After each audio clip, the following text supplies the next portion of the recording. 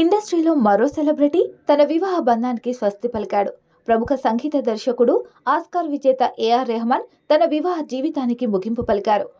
తన 29 ఏళ్ల పెళ్లి బంధానికి ఎండ్ కార్డ్ వేస్తూ ఏఆర్ రెహమాన్ తన భార్య సైరా బానుకు విడాకులు ఇచ్చారు. ఈ విషయాన్ని దంపతుల తరపున లాయర్ వందన అధికారికంగా ప్రకటించారు. ఈ సమయంలో వారి లాయర్ వందన షా మాట్లాడుతూ ఎన్నో ఏళ్ల వివాహ బంధానికి ముగింపు పలకాలని నిర్ణయించుకున్నారు. వ్యక్తిగత కారణాలతో ఏఆర్ రెహమాన్ సైరా బాను విడాకులు తీసుకున్నారు. వారి బంధంలో భావోద్వేగపూరిత ఒత్తిడి నెలకొంది. అందుకే వారు ఈ నిర్ణయాన్ని తీసుకున్నారు.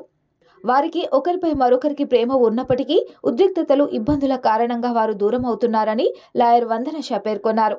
విడాకులపై ఏఆర్ రెహమాన్ మాట్లాడుతూ, మా వివాహ బంధం త్వరలో 30 సంవత్సరాలు పూర్తి చేసుకుంటుందని ఆనందించాను. కానీ అనుకోకుండా వివాహ బంధానికి ఇలా ముగింపు పలకాల్సి వచ్చిందే. విరిగిన హృదయాలు దేవుణ్ణి కూడా ప్రభావితం చేస్తాయి. పలిగిన ముక్కలు మళ్ళీ అతుక్కోలేవు. అందుకే మా దారులు వేరు అని తెలుసుకొని విడిపోతున్నాం. ఇలాంటి క్లిష్ట పరిస్థితులలో స్నేహితులు మమ్మల్ని అర్థం చేసుకుంటారని భావిస్తున్నాం అంటూ ఎక్స్ వేదికగా ఓ ఎమోషనల్ పోస్ట్ చేశారు.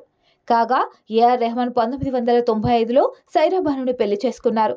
వీరి వివాహ బంధానికి 29 ఏళ్లు. వీరికి 3 పిల్లలున్నారు. ఖతీజా, రహీమా, అమీన్. పెద్ద కుమార్తె ఖతీజాకు రియాజుద్దీన్ షేక్ మహమ్మద్తో మే 2022లో వివాహం జరిగింది.